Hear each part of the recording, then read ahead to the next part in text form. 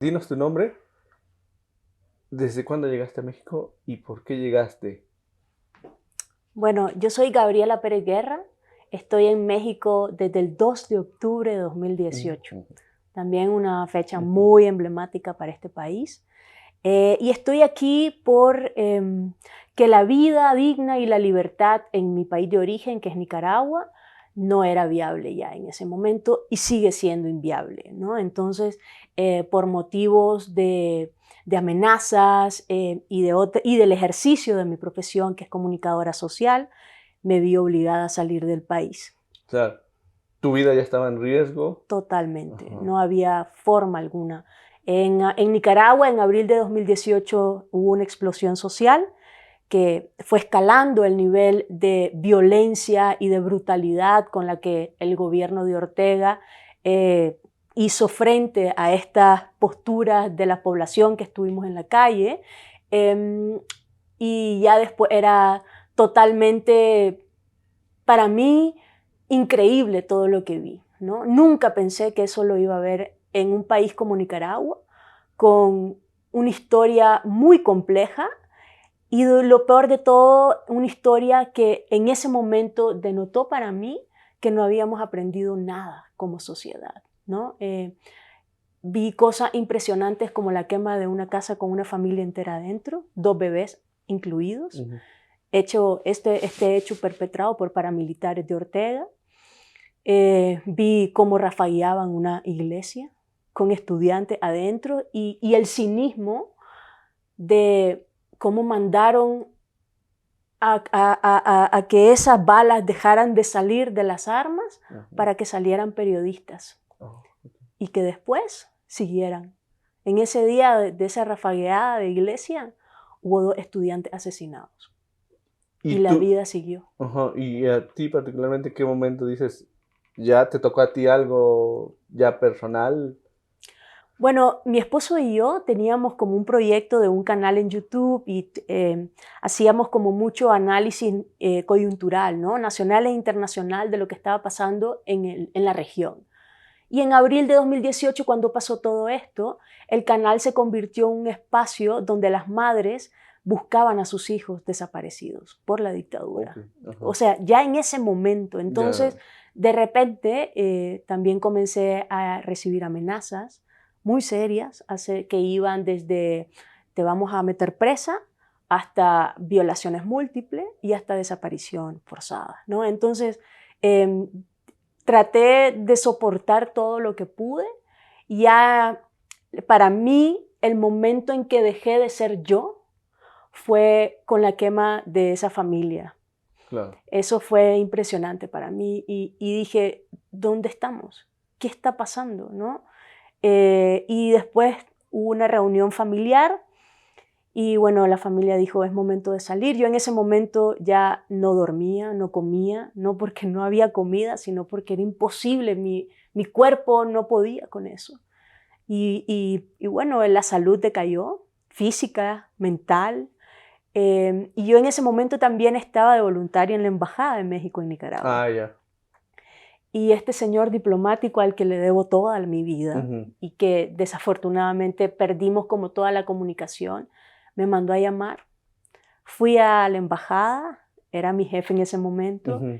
y me dijo, bueno, viene la oleada que va en contra de los periodistas, tiene que salir ya. Te advirtió. Ujú. En ese momento hizo todo lo posible, me documentó, me guió y me dijo, deje todo, solo llévese documentos. O sea, si no te hubieras quedado, sí hubo periodistas arrestados o Claro que agredidos. sí, Ujú. estuvimos ahí, estuvo eh, Cristiana Chamorro, estuvo arrestada, Ujú. muchos periodistas estuvieron, hubo un periodista asesinado en un Facebook Live. Ay, qué horror. Ujú. Entonces, ¿cómo crees vos que la vida se desarrolla en un lugar donde la violencia, la brutalidad, lo inhumano escala? Y yo llegaba todos los días y decía, bueno, esto es como la cúspide, ¿no? Ya no hay más crueldad. Y al Ujú. día siguiente la rebasaban. Entonces era como, ¿qué nos espera? Y Y no me gusta hablar mucho de estos temas porque fueron un momento en que a veces trato también de borrarlos, pero a veces digo, es necesario para que la gente entienda por qué es que tenemos que salir, ¿no? Y yo siempre pongo esta situación, mi esposo y yo, en vez de tener lámparas de noche en nuestras mesas, lo que teníamos era formas de cómo matarnos si entraba la policía. Ya lo habían decidido. Ya era como, ya, ¿no? O sea, yo no voy a permitir que estos me lleven, ¿no? Y hagan lo que quieran conmigo. Estaban aterrorizados. Entonces era, o sea, ya la vida, como la concibo hoy, como la vivo hoy, no tiene comparación alguna, ¿no? Ya era como, prefiero no estar que caer en la brutalidad y en la hazaña de estos que dicen cuidarnos y que más bien cuidan a un hombre que perdió todo un horizonte que se había construido en Nicaragua y que ahora Nicaragua es un país que desafortunadamente es conocido por la brutalidad y ahora por la persecución religiosa y ya no por esa esperanza que en América Latina representó en aquellos años, en los 80. Claro. Cuéntanos, ¿en qué momento empiezas ya o bueno, ya se vienen, lo hacen vía aérea o se huyen? ¿Cómo es esto? Porque al final de cuentas, no sabemos, pero terminas huyendo. ¿Qué sufrimientos llegas a pasar o te dan un salvoconducto para que lo hagas de manera segura? ¿Cómo es al final de cuentas huir, pues, de tu propio país? Eso es muy complejo, fíjate, porque para nosotros fue increíble que este apoyo que nos dio este diplomático, no era un embajador, era un diplomático ahí, y yo tenía ya mi pasaporte, mi esposo tenía el pasaporte, y aquí fue para mí revelador entender que aun cuando tenés un pasaporte, que tenés una visa, salir del país es casi imposible, sin que seas detectado, ¿no? ¿Ponían trabas o...? O sea, era imposible. Y entonces lo que se decidió fue, ok, necesitamos tiempo para ver qué vamos a hacer con nuestras cosas. Se regalaron la ropa, ver dónde quedaban la casa, el carro, todo eso, que al fin y al cabo no son nada, porque lo que andás en tu ser es necesito vivir sin miedo. Entonces me fui a la casa de una familiar, ahí estuve 2 días tratando de descansar y fue imposible. Y luego, vía terrestre, llegamos a la frontera de Honduras, con Honduras y Nicaragua. Y ahí fue complejo porque íbamos vestidos como campesinos. Con una historia de vamos a ver a una familia que está en Honduras. Pero vos sabes el miedo, cómo te arropa. Me acuerdo que en esa estación migratoria, en ese lugar, no estación migratoria, en la frontera, en el lado de Nicaragua, este funcionario de migración, por X o Y motivo, sí me reconoció. Y fue como, vio mi cédula nicaragüense y fue como, sí ha cambiado mucho, me dijo, ¿no? Yo solo respiré profundo y me dijo, pase. O sea, eso fue para mí como, lo concebía como, me perdonó la vida, vos sabés. Y una vez que pasamos la aguja, nosotros le decimos aguja, pero aquí le dicen pluma, la aguja fronteriza, fue como, el cuerpo decidió llorar, el cuerpo decidió decir, hay esperanza, Gaby, ¿no? O sea, podemos pensar en que va a llegar un momento en que vas a dormir 8 horas, que vas a comer y que vas a dejar de llorar de la nada, ¿no? Llegamos ahí a una casita en Honduras, en un pueblito. Ahí una señora que en mi vida conocí, no la conocíamos. O sea, llegaron a tocar por un puertas. Contacto, ¿no? Y ahí dormimos una noche, compramos un boleto para el camión para irnos a El Salvador. Y en El Salvador unos amigos de la familia también nos recibieron. Estuvimos ahí una semana tratando de descansar también. Y ahí compramos un boleto aéreo para México. Y aquí venimos el 2 de octubre de 2018. 2018. Y entonces, a partir de ahí, ¿ya sabías tú que ibas a solicitar el estatus de refugiada? ¿Y qué tal es este trámite? Creo que en ese entonces es cierto que ya había flujos de migración, pero creo que no es como ahora, ¿no? Sí, desafortunadamente, ¿no? Y digo desafortunado por las causas que generan el desplazamiento, no porque la gente no tenga el derecho de. O sea, el hecho de tener un pasaporte con una visa no significa que tenés las puertas abiertas, ¿ya? O sea, yo me acuerdo que cuando bajé de ese avión y llegué ante ese agente de migración, fue suficiente que ese agente viera mi nacionalidad para meterme a un cuartito y entrevistarnos 3 horas. ¿Eso a qué lo atribuyes?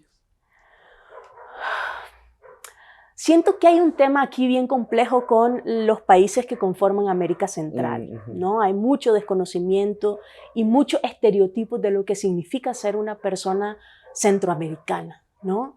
Y me acuerdo tristemente que esta persona, este agente de migración, después de entrevistar a mi esposo también, porque además nos separan, ¿no? Era como... Le dijo a la gente de migración que nos metió en ese cuartito que había muchísimas personas más, ¿ya? Que además te tratan como delincuente, ¿no? No puedes tocar maletas, no pueden usar celular y te gritan, no te informan, te gritan, ¿no? Y era como, ¿qué está pasando aquí? O sea, yo no entendía eso. Y le dijo, mira lo que hiciste. Sacó la tarjeta de crédito, me acuerdo, te equivocaste, ¿no? O sea, cuando esta persona corroboró que veníamos de turistas, ¿no? Porque además habíamos recién casado, mi esposo y yo. Entonces, bueno, vamos de luna de miel, ¿no?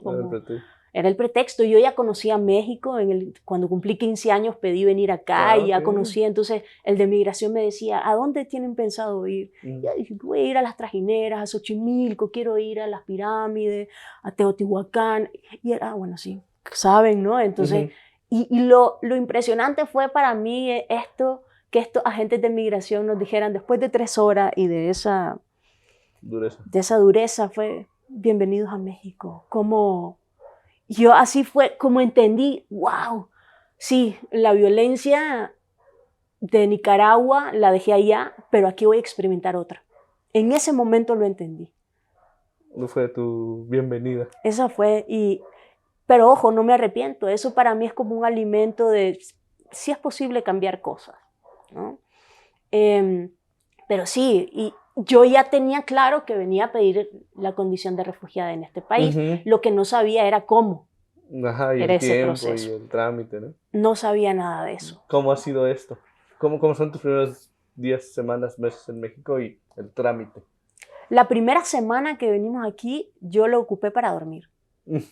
No salí del lugar donde estábamos, dormía día y noche, ¿ya? El cuerpo eso lo pedía. Y una semana después le escribí a ACNUR. Le escribí un correo pidiendo como una guía, ¿no? De cómo se hacía este proceso para ser reconocida con la condición de refugiado. Ese mismo día me respondieron y es así que conocí Programa Casa Refugiados y otras organizaciones que acompañan a personas desplazadas. Y me guiaron en este proceso, ¿no? Es muy complejo porque a pesar que estás acompañado, te sentís solo. ¿Cómo es esto? Por ejemplo, Casa Refugiados me acompañó muchísimo, pero ir a la Comisión Mexicana de Ayuda al Refugiado la Comar. Y hacer esa fila y entrar y que como que esta persona ya tenía como el discurso, ¿no? De qué es lo que hay que hacer, pero ya de una manera fría y sin entender que la gente que llega ahí es primera vez que va a algo. Y me acuerdo que había que escribir por qué estábamos saliendo del país. Eran hojas y hojas, o sea, un día entero ahí. Y entender y darnos cuenta, mi esposo y yo, que al lado, me acuerdo perfectamente, teníamos una persona de nacionalidad hondureña que no sabía escribir. Uy. Y entonces era como, a ver. Y nadie le decía nada, así que nadie lo acompañaba ahí. Vos sabés, eso me nos partió también a mi esposo y a mí. Ujú. Me acuerdo que escribimos su historia también, ¿no? Ujú. Le redactamos, él iba contándonos, entonces nos tardamos mucho más, pero ese derecho que tenemos las personas de pedir protección internacional, el tema de la escritura para algunos Sí. era algo que no era viable, pues, Ujú. y no había apoyo en ese momento. No sé cómo estará la Claro. situación ahora, ¿no? Nadie se acercó como para decir. Nadie, Ujú. nadie. Y seguramente él tampoco lo dijo. Ujú. Vos sabés, porque la gente vamos con miedo, Ujú. vamos con una incertidumbre total. Y ojo, también es como decir, yo vengo de un país, de Nicaragua, donde las instituciones públicas no sirven para nada. Ah, ya. Ujú. Entonces, iba con una desconfianza Ujú. total, ¿no? De, tengo que contar aquí mi historia. Esto no va a significar para mí más persecución. Vas con todas esas cuestiones, porque esa es tu experiencia, eso Ujú. es tu realidad del país de Claro. donde estás. Y aquí la experiencia que tuve con Comar, si bien tuvo esos altos y bajos, también tengo que decir que después de 2 meses, 3 meses, que es lo que estipula la ley, ¿no? De tener una respuesta y que no la tuvimos, nos remitieron a Greenberg Traurig, que es una firma de abogados. Ellos llevaron nuestro caso Ujú. y 6 meses después tuvimos una respuesta positiva, es decir, sí nos reconocieron con la condición de refugiado, a mi esposo y a mí. Y me acuerdo perfectamente que después de leer toda la resolución y toda esta documentación que tenés que hacer, que eran como 10 páginas, Ah, okey. que te las lee el funcionario de Comar, están grabando, están filmando todo. Ujú. Me acuerdo que al final, quien dice que nos reconocen la condición, esta funcionaria apagó la cámara y me dijo, Gaby, ¿te puedo abrazar? Bienvenida a México. Ujú. Y eso para mí significó, ok, ya cambia la situación, ¿no? Y después entendí que eso no le pasaba a todo el mundo. Ah, ¿no? ¿Por qué? Eso de que un funcionario te Ajá. abrace y te diga Ujú. bienvenido, eso no pasa, Ujú. ¿ya? Entonces, para mí fue como una especie de reflexión de cómo hacemos para que sí sea una realidad, Ujú. ¿ya? Eso fue complejo, fue muy duro entender eso. Y, y ahí me di cuenta y fue como este paso de tu cabecita, de entender, uno también trae estereotipos y generalizaciones. Yo pensaba que todos los funcionarios públicos eran Ujú, malos ujú. y no, Claro. ¿no? Entonces, esa capacidad de que me sorprendan, de aprender también, fue un motor también de sanar, de resiliencia. Y en esos 6 meses que duramos y que teníamos esta tarjeta por razones humanitarias que te dan mientras tenés Ujú. una respuesta, eh, pues también pasaron cosas lindísimas. El 24 de diciembre de 2018, a través de esta aplicación bien conocida de rentas de lugares, Ujú. llegamos a lo que ahora es nuestra familia. Ah, ya. Ese 24 de diciembre llegamos a esta casa en el centro de Coyoacán Sí. y nos dijeron aquí, no nos conocíamos obviamente, no sabían ni quién éramos, ni qué éramos, nada, Ujú. ¿no? Nos dijeron, hay un plato para ustedes en nuestra mesa este 24 de Ah, qué bueno. diciembre. Ujú. Y nunca hemos tenido una Navidad sin ellos. Mm. Sí, son nuestra familia. Ujú. Nos han acompañado en todo nuestro proceso de conocer el nuevo país, Ujú. de saber cuáles son las causas y luchas y desafíos de este país, que ahora es nuestro, ¿no? Y entonces ya no es ese tema de mirarnos con ojitos de hay que cuidarlos, sino que nos cuidamos. Qué bueno. Y ellos han sido parte importante para este proceso de inclusión, que es al que apostamos nosotros también como personas, sí, como sobreviviente, pero también como alguien que sí es capaz, que creo firmemente en que mientras hagamos las condiciones para que las personas puedan ejercer sus derechos, todo es posible. Yo te quería preguntar un poco de lo del trámite. Me decías Ujú. que en 3 meses se tenía que resolver y no se No se resolvió, resolvió. y los remiten a un despacho de abogados. ¿Esto quién los remite y ese despacho ya lo pagan ustedes o cómo Mm. es? Ese despacho, esa firma, Ajá. nos remitió a ACNUR. Ah, ya. Y entonces en esta firma había y sigue habiendo, ¿no? Un pro Okey. bono. Ah, ¿Ya? okey. Nosotros no pagamos ni un peso. ¿Y por qué en el primer? paso, digamos, no fue aceptado? ¿Te les dijeron algo, no? No, había un rezago de tiempo porque además acuérdense que en el 2017 fue el terremoto. Entonces, ya, les afectó. exactamente, entonces todo se atrasó, igual con pláticas con personas que también estaban en esa misma situación. Me hablaban de gente que tenía 2 años esperando una respuesta. Y yo decía, no podemos esperar 2 años para comenzar a hacer planes de vida. Porque si me dicen no te reconocemos con la condición de refugiado, mi esposo y yo, si bien se puede apelar, ¿no? Mi esposo y yo habíamos decidido no nos vamos a quedar en un lugar en que no nos quieren, ¿no? Entonces tenemos que ver a dónde nos vamos a ir, que sea compatible con lo que queremos con nuestra vida. Estados Unidos nunca fue una opción para nosotros. Nunca pensaron ahí. No, porque es un estilo de vida que no es compatible con nuestra visión, pues. Entonces era como esa duda. Y ahí, entonces pasaron los 2 meses y entonces ACNUR nos remitió a esta firma y esta firma llevó nuestro caso, muy acompañados por ellos, y se logró. Qué bueno. 6 meses después se logró. Y digamos, háblanos un poco, para los que no sabemos, ¿qué significa el estatus de refugiado? ¿Qué significa para ti o cómo te facilita ya la vida? Y sobre todo, supongo que de ahí, bueno, si quieres contestarnos esto, yo te hago la siguiente pregunta para no revolver los temas, ¿no? Claro, Marco, mira, ser reconocido con la condición de refugiada tiene ciertos principios, ¿no? Esto es una figura, obviamente, de derecho internacional que tiene que ver sobre todo con la no devolución a tu país de origen, tiene que ver con el compromiso del Estado, en este caso el Estado mexicano, de no dar información al gobierno de tu país, ¿no? Eso es muy importante también. Y una serie de cosas, pero esos son como los más importantes para las personas, ¿no? En la vida, en la cotidianidad, no andás con una identificación que diga que sos refugiado. Es un compromiso que tiene el Estado con vos. Pero en la sociedad, en la cotidianidad, andamos con una tarjeta que se llama residencia permanente. Esta residencia permanente nos da todos los derechos, no todos los derechos, eso también es un desafío, ¿no? Pero sí todas las obligaciones, ¿no? Como una persona nacida acá, y derecho al estudio, a la educación, al trabajo, a la salud, ¿no? Todo esto básico para la dignidad, la vida digna de una persona, ¿no? Claro. Eso es muy importante. Sin embargo, lo más importante de esta condición es lo que te decía, estos principios de no devolución, de no dar información. Por eso es importante tener la condición de refugiado. La podés perder si vas a tu país de origen. Por supuesto, si estás saliendo de tu país y vas a tu país de origen, pues, ¿cómo? Y entonces sí podés estar, ¿no? Entonces la perdés directamente ahí, esa protección.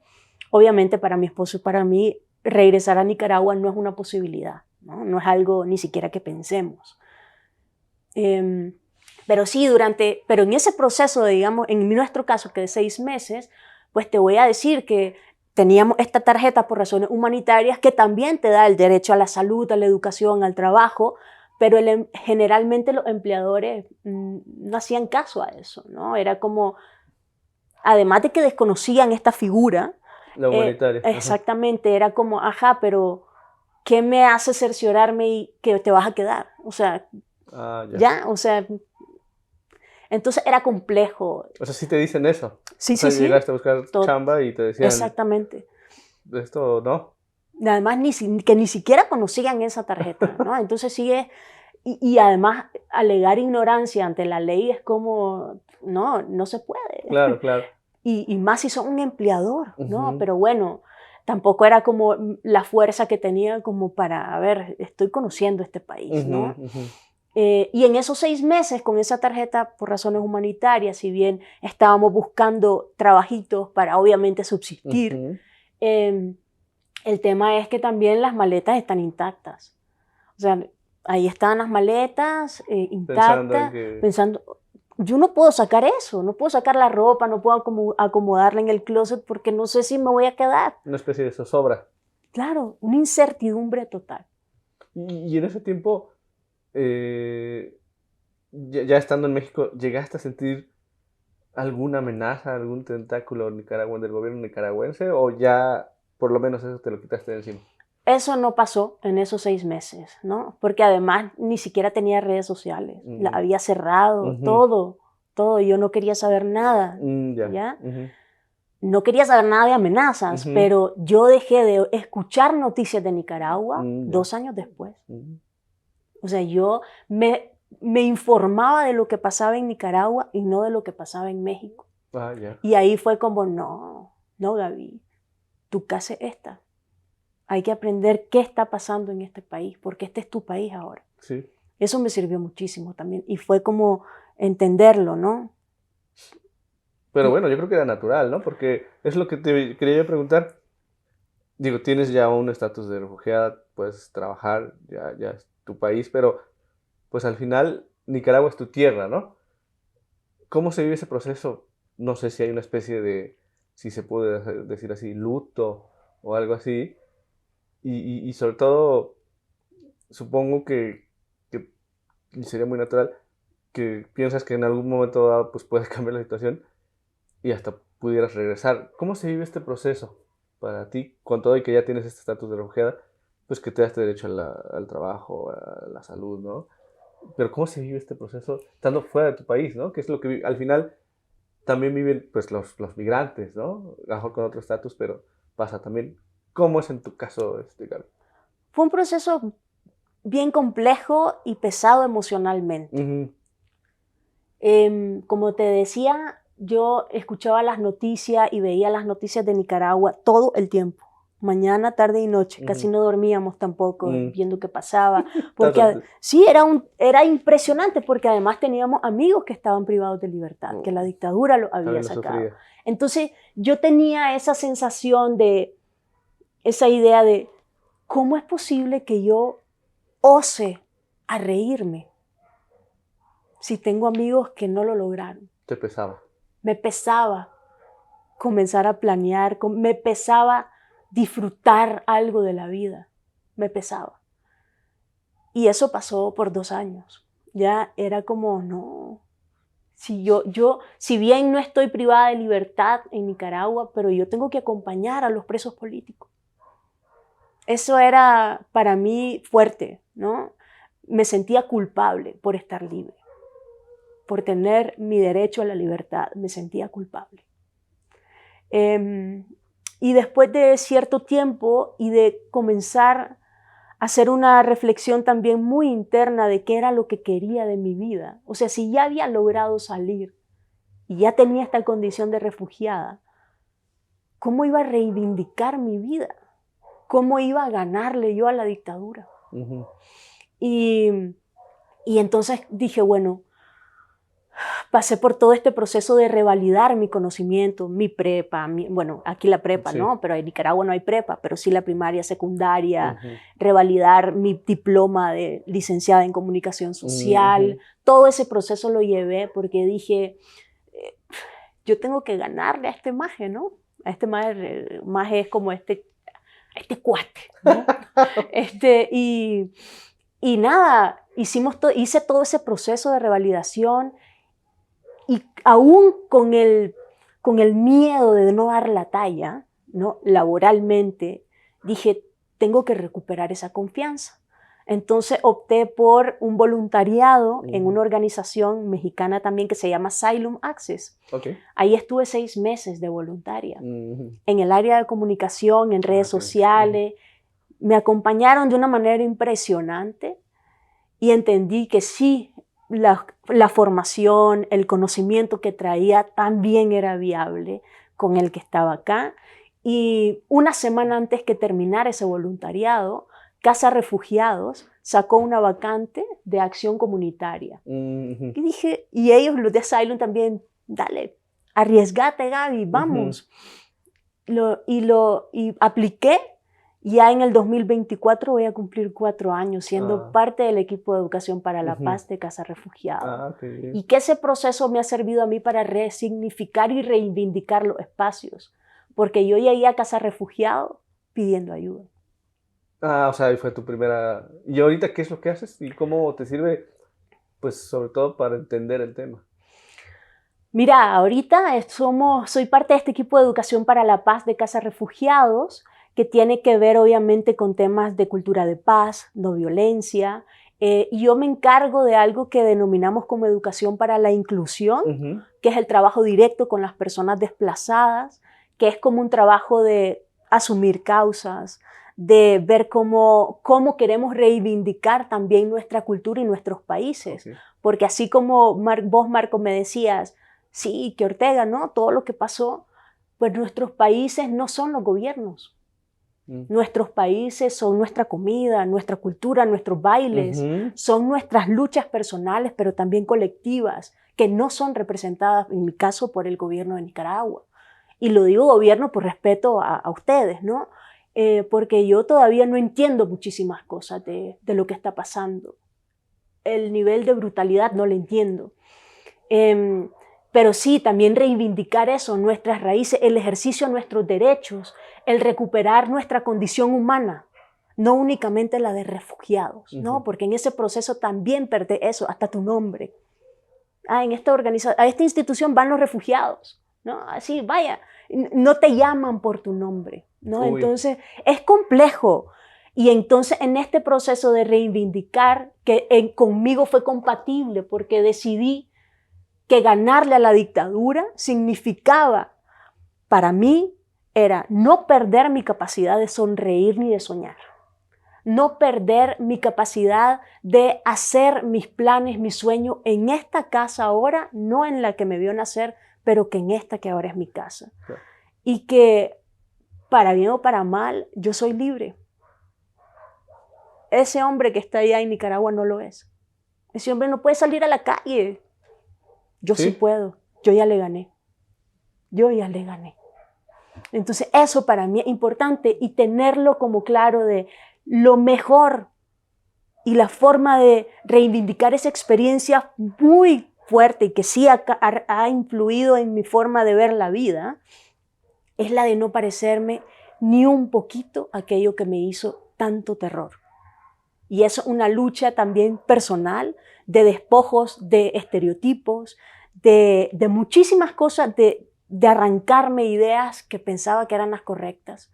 Y que así como esa persona adepta al gobierno tiene todo el derecho a pensar o a tener esa ideología, tengo que respetar eso. Entonces, para mí fue como, ok, Gaby, tiene que ser un proceso de... Y yo lo visualizo como el poder sentarme con alguien que representa tanto dolor y poder dialogar y poder cortar con la violencia. Eso significó para mí no parecerme nada a ese gobierno ni a eso que ha hecho tanto terror. Claro. ¿Te has encontrado gente de tu país acá? Hay mucha gente que está como tú. Y dos, te preguntaría, finalmente, ¿has detectado que está llegando más gente también que solicita refugio? Obviamente que sí tiene esa condición porque sabemos que hay mucha migración, pero también sabemos que hay países donde ya se está volviendo muy difícil vivir, ¿no? No solo Nicaragua. ¿Has detectado tú esto? Desafortunadamente, ¿no? Por eso, y reitero que el desafortunado es por las causas, porque nosotras las personas desplazadas somos la consecuencia de algo. Y en el caso de Nicaragua, un Estado fallido, tema de visualizarnos como una nación, ¿no? O sea, sí, hay muchas causas, ¿no? Sí, la violencia directa, pero también la estructural, ¿no? La sistémica, ¿no? Eso es complejo, que no depende únicamente de nosotros. Por eso digo, y en esta reflexión también que me he hecho yo durante estos años, es como la figura presidencial, por lo menos en el caso de Nicaragua, está obsoleta, no sirve. Hay que buscar otras formas, ¿no? Porque las opciones y lo que ha pasado es que creemos que estos caudillos o que estos tienen toda la razón y de repente llegan de maneras democráticas al poder, pero después se entronan en el autoritarismo y ya nadie los saca de ahí, ¿no? Entonces, sí, está obsoleto todo ese sistema, ¿no? Y también, desafortunadamente, en las regiones, así, bueno, en el caso de Honduras, que también son vecinos nuestros, con sus complejidades también, no solo de violencia que viene por parte de los gobiernos, ¿no? De turno, pero también la estructural, ¿no? Esta como desafortunadamente esta estructura que tenemos de las maras, ¿no? Igual en Guatemala, en El Salvador, que ahora, que es ahí donde te das cuenta, ¿no? El Salvador salían por las maras también. Y ahora la persecución es porque hay una idea por parte del gobierno en este momento en El Salvador de cómo se ve un criminal, ¿no? Hay un tema de estereotipos, ¿no? Y hay un tema también de cancelación de derechos. Por eso está saliendo la gente. La que sale, ¿no? Hay otra que también está feliz. O sea, es que es complejo, ¿no? El tema, pero el hecho de que tenga que salir una persona por pensar o por verse o por amar a alguien y que no sea compatible y que eso sea suficiente para mandar a desaparecerte o matarte, algo está pasando, estamos mal, ¿no? Y en el tema también de Venezuela, que ya tiene décadas en esta situación, donde si bien, porque es que además entendemos que creemos que el hecho de no tener acceso al trabajo o acceso a una salud digna o a la educación o a buenos salarios, no, generalmente no lo vemos como violencia, y eso es violencia también, ¿no? Entonces, sí es complejo. Ahí he conocido en esta travesía y en esta nueva vida a personas que la han tenido muy complicado. Vos te imaginás a personas de la tercera edad saliendo de sus países, ¿Te ha porque, tocado? claro que sí. Por el tema también de violencia. O porque enfermaron y en los hospitales de sus países no hay forma, no hay pastillas, no hay medicamento, no hay atención médica que te ayude a sobrellevar ese padecimiento. Gente que, digamos, tenía sus pensiones y todo y no las tiene ya. Y tiene que buscar. Si ya es complejo para las personas jóvenes o las personas que están en edad de trabajar y eso, ¿vos te imaginás para una persona de la tercera edad? Y sí hay, ¿no? O ya las familias, Muchísimo. ¿no? Casa del Refugiado, básicamente, ¿qué es lo que hace? Mira, Casa Refugiado es esta organización de la sociedad civil que acompaña a las personas desplazadas, pero a personas en movilidad, ya sean o desplazadas por la violencia o solicitantes de refugio, migrantes en general, pero también retornados mexicanos, en poder acompañarlo en la reconstrucción de sus planes de vida, sean los que sean, ¿no? Entonces también te toca ver unas historias bien compleja. Igual vamos a tener, el año pasado, en diciembre, montamos una obra con la artista Violeta Luna en la Faro Cosmos. Y ahí contamos la historia de 6 mujeres, entre ellas yo también, y reivindicamos también y les pedimos a la gente, así es como queremos que nos vean. No solo somos víctimas. Invítanos luego. Y entonces la vamos a montar en abril. Ahí ahorita estamos planificando todo eso para que también vean estas historias de mujeres de la tercera edad también, provenientes de Venezuela, tenemos de Guatemala, de Nicaragua. Es un tema bastante apasionante, pero muy complejo emocionalmente, ¿no? Entonces sí, te encontrás con todas estas cuestiones. Jóvenes que, en el caso de mi esposo, bueno, que no es tan joven pues, como yo, él estaba en la UCA, en la Universidad Centroamericana, esta que también se robó el dictador de turno en Nicaragua, y dejó su estudio, solo le faltaba un semestre y medio para terminar. Lo va a hacer acá. Y ahora en sus tiempos y su proceso dijo, bueno, voy a aventarme a esta nueva aventura de sacar mi carrera y todo. Por supuesto que hay una sensación de despojo, de vacío, un corte impresionante, pero que también le podemos dar la vuelta, ¿no? Ok, pues no sé si quieres agregar algo más o dar una especie de conclusión de lo que significa pues ser refugiado y al final, bueno, tú ya te estás asentando, pero esta parte de, pues, que te obligan a dejar tu país, básicamente es eso, ¿no? Ser una persona reconocida con la condición de refugiada, yo lo he visto, yo he decidido verla como un acto político. Yo creo en los derechos, yo creo en la libertad, yo creo en la libertad de expresión, creo en la dignidad y por eso soy una persona reconocida con la condición de refugiada. Que mis compromisos con la sociedad van más allá de lo que yo quiero para mí. Va también muy inmerso con lo que yo quiero para una sociedad que no tuve en mi país de origen. Y con esto también quiero decir que una vez que sos reconocido con la condición de refugiado, no significa que las violencias que se ejercen en esta nueva casa no te vayan a tocar. Claro. Por eso, de manera creativa, porque también hay desafío ahí en temas legales y de derechos, es importante también decir que si la violencia le toca a las personas mexicanas, también nos toca a las no nacidas en este país. Y por ende, si la paz le toca a las personas mexicanas, también nos toca a nosotros. Claro. Entonces, para nosotros ha sido importante entender que esa invisibilización que fuimos víctimas en este proceso, reivindicarla ha sido como, a ver, acompañamos a grupos o a personas vulneradas que están en situación de calle, nos organizamos, donamos los alimentos, pero no solo es ir a eso, es crear vínculos, es escuchar a la gente y lo hacemos, ¿no? O sea, y no preguntamos de qué nacionalidad sos, Claro. Eso no es lo que nos interesa. Nos interesa tu vulnerabilidad y qué podemos hacer para acompañarte. Y eso lo vemos como esa sensación. Y es, vos salís aquí al parque, tenés un montón de personas en situación de calle. ¿Por qué no me tiene que importar?